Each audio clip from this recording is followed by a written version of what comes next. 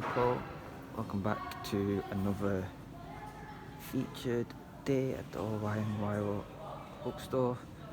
Got some new shelves up here, got a bit higher there to fill up, trying to utilise all this space here.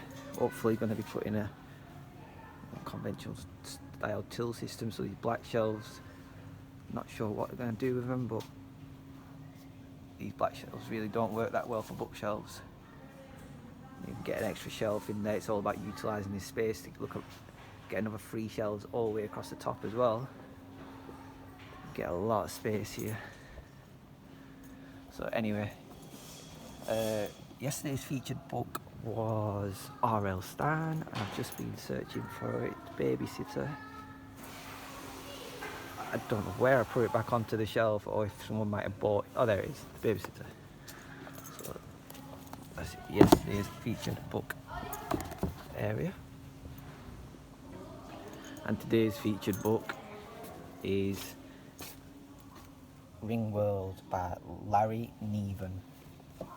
And it's this book because today we had a customer come in talking about this book, and he basically told me everything about the book. The back of the book says, one of the most astonishing science fiction novels of all time. Totally believable. One is impressed most by Niven's universe and the way it exploits vast spaces, dizzying mathematics and huge units of time and matter, as by the observer. James Bush said it's magnificent, the most enigmatic future. Right, basically, you look at that one where it says that it's 3D detailed style. This person told me today that this ring world that's described in the book is like five times the size of the Earth. And it's taken over by these people called the Puppeteers, I think. And yeah, it's just a really nice book. All these Larry Niven books are really cool, really nicely made. So it's about 281 pages. This one was published, I think, around 97. Probably about 97. So it's not that old, but it's kept pretty good, 20 odd years old. Compare it to New Testament, there we go. Compare it to my book. So my book, 464 pages, but this is the Clairefontaine paper. So overall, I would recommend people to read this book. I think I'm going to take this home. I haven't read this book, but I picked it up yesterday and I was looking at it, and it's just interesting that the next day someone actually has read the book, and the amount of time it took this girl to explain what happens in this book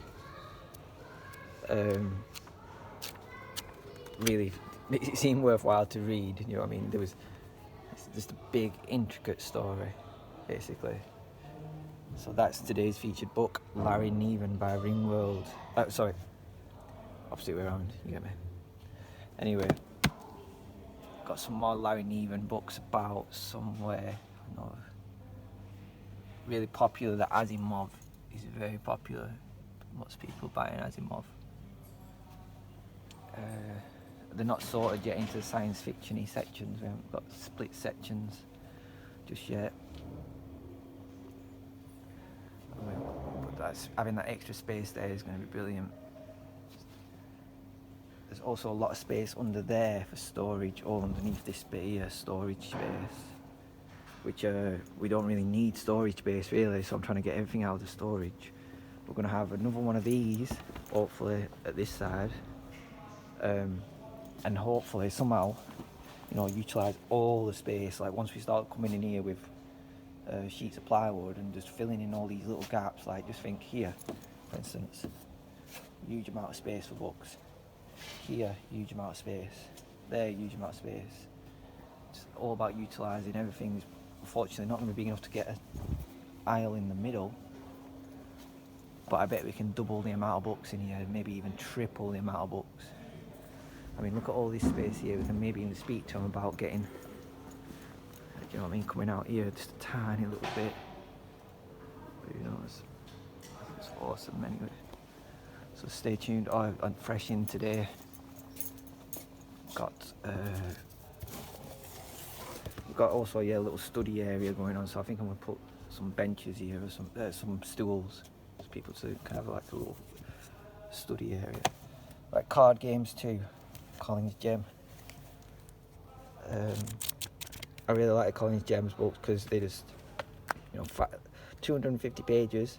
When it was made, it was £3.50 and 1992.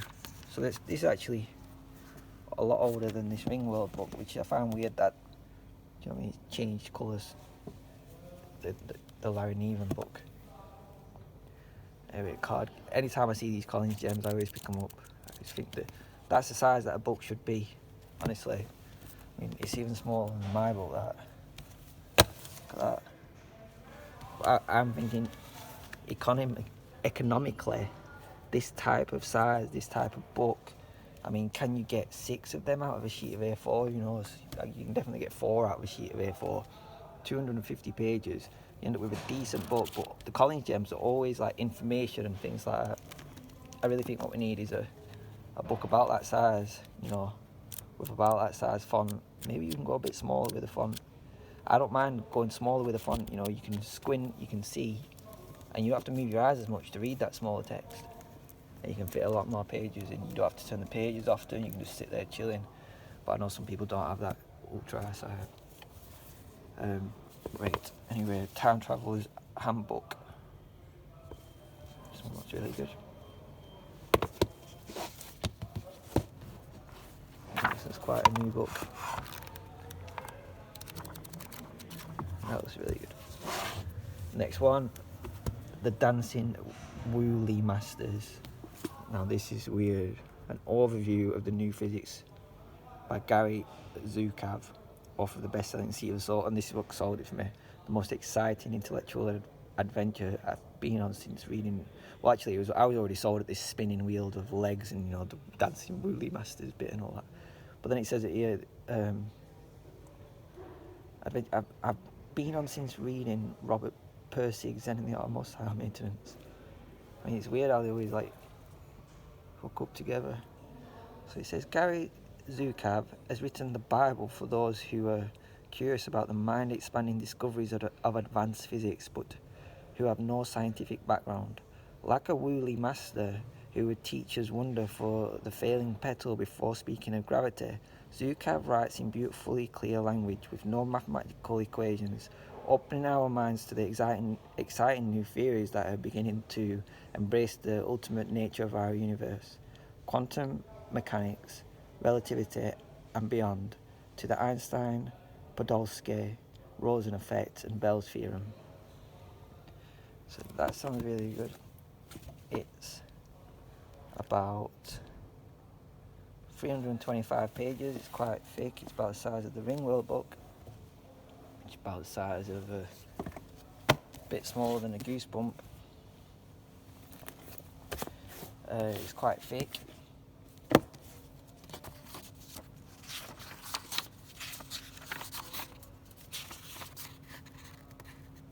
Looks like it was published around the 80s, 1980.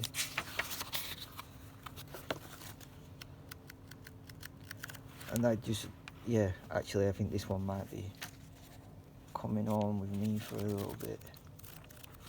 This looks like a cool book. Woolly. I guess the woolly symbol is the spinny thing. Let's just try and find a random quote that's going, where are we? Would it be possible to navigate under such circumstances? I wonder what they're on about. Right, anyway, there's The Dancing Woolly Masters, which looks brilliant. Next up, we've got Ernest Hemingway, for Whom the Bell Tolls. Whom the Bell Tolls. The best fictional report on the Spanish Civil War that we possess, says Anthony Burgess. High in the pine forests of the Spanish Sierra, a guerrilla band prepares to blow up a vital bridge. Robert Jordan, a young American volunteer, has been sent to handle the dynamiting. There in the mountains, he finds the dangers and the intense comradeship of war. And he finds the lady, of course. Right, okay. Okay. So Ernest Hemingway. Obviously, that's just an essential. This one has been in the bookshop for a while that I've wanted to pick up. Hotel by Arthur Haley. I don't know what it's about. Through the suites and foyers of the St. Gregory Hotel in New Orleans move a host of vividly drawn characters, the hotel industry tycoons, the guests, the staff, men and women, young and old, the totally dedicated, the utterly immoral. There is robbery and blackmail, a near disastrous orgy, a takeover, battle, and a love story that you'll never forget. Oh God. It's about 277 pages. It's quite thick.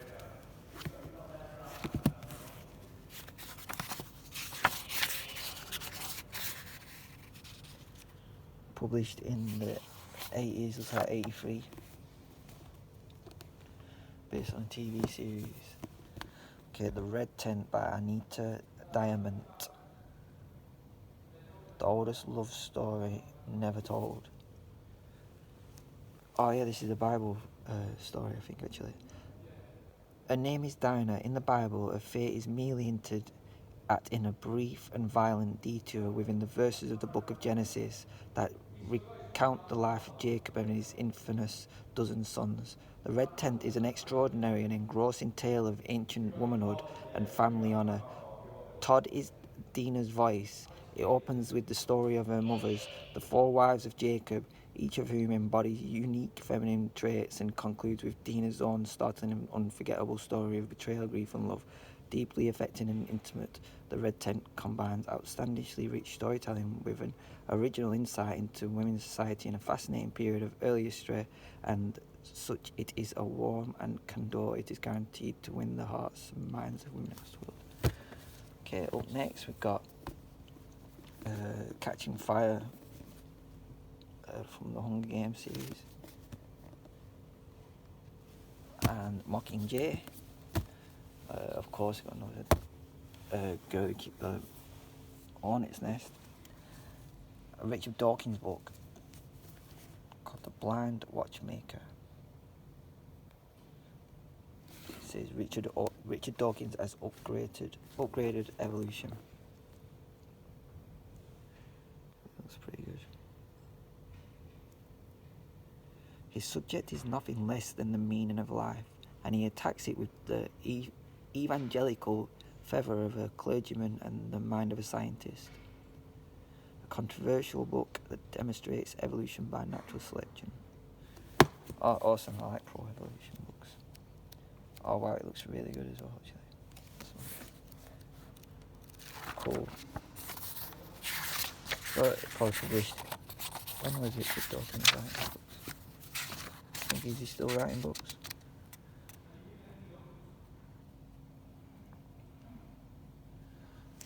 I don't have a clue when this was published. Oh, here we are. 88, it looks like. So, published in 1988. About 320 pages, something like that. And yet, nice small text. Pro-evolution book. I've actually got another book called Evolution and the Emperor's New Clothes at home, and that's an anti-evolution book. So, which I don't know if I got given it or if it's lent to me, but I want to find out. But that one's for sale. Okay, The Sun Sister, Lucinda Riley. This is a massive book. Look. It is how many pages? Okay, about 830 pages, something like that. There's the text size, and it says she must find out who she is before stepping into the sun. To the outside world, Electra Diapilsi seems to have it all. As one of the world's top models, she is beautiful, rich and famous. Yet Electra's already tenuous control over her state of mind has been rocketed by the death of her father, the elusive billionaire. This is what I noticed this day sometimes when you go to a bookshop and you're searching for books, you find loads of books are the same sort of style. Like, and one day I just noticed that loads of books were about billionaires' daughters and stuff. Don't know why, but Piano Lessons Can Be Murder. You got to check that one out. Definitely a good book. It's not all the Goosebumps either. There's a lot of Goosebumps. You need to sort them out. Everything. Look, Goosebumps right alongside funniest football quotes. Right alongside Horrible Science. A Dictionary of Biology. Oh, it's that